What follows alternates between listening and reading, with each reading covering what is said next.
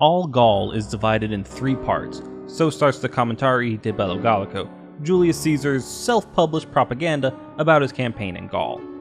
Hello world, my name is Atticus, and welcome to the experiment. I want to look at a single story within his commentaries, one in which he finds the Gallic army camped between 2 of his forces, unaware of the Roman presence all about, in the midst of a trap waiting to be sprung. The story goes that he attempted to coordinate with the other force to spring that trap, but the plan failed due to the incompetence of the other party.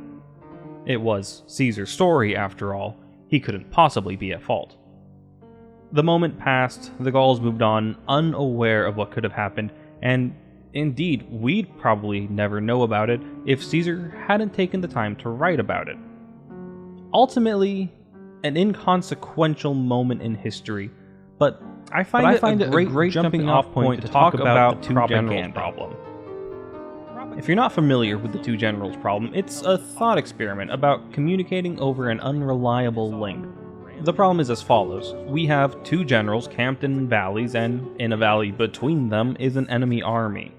This enemy army is sizable enough that either of the generals couldn't hope to win in a battle on their own, but a coordinated strike with both generals would give them a decisive victory.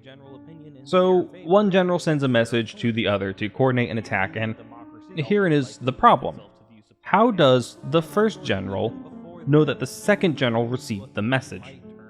Any number of things could have happened after the messenger was sent out, and several of them end with the other general not receiving the message, such as the messenger getting captured by the army in between the generals. If the first general isn't sure that the second general got the message, they might not go through with the plan, as it would be certain death without the proper coordination. An option seems to be that the second general could send back a confirmation, but then the second general would be worried if the first general had received the confirmation. So then the first general has to send back an acknowledgement of the confirmation, but how does the first general know that the second general got the acknowledgement of the confirmation? This can continue ad nauseum, with the general who last sent a message always being unsure if the other received it without any way to remedy the situation.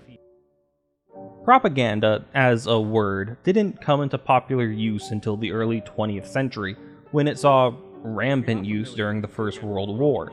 But as a concept, it has existed since at least Caesar's Commentari de Bello Gallico, and probably since earlier.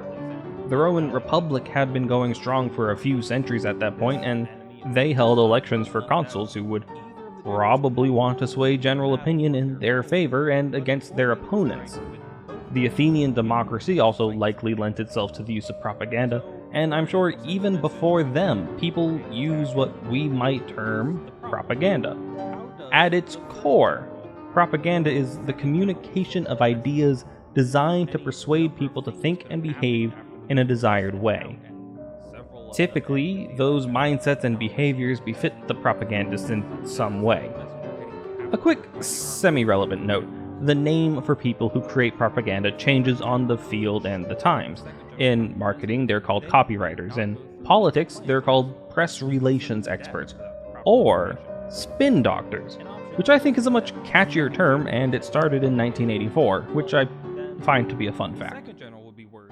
But before propaganda took on the meaning it has today, propaganda, the word, referred to a committee of cardinals responsible for foreign missions who were founded in 1622 by Pope Gregory XV. The name of this committee was, specifically, Congregatio de Propaganda Fide, the Congregation for the Propagation of Faith, meaning the word propaganda comes to us directly from Italian as a word meaning propagation. This committee was formed in direct opposition to the Reformation and growing populace of Protestants abroad. With the unsolvability of the two generals problem, it seems like communication across an unreliable link is impossible, but there are ways around it.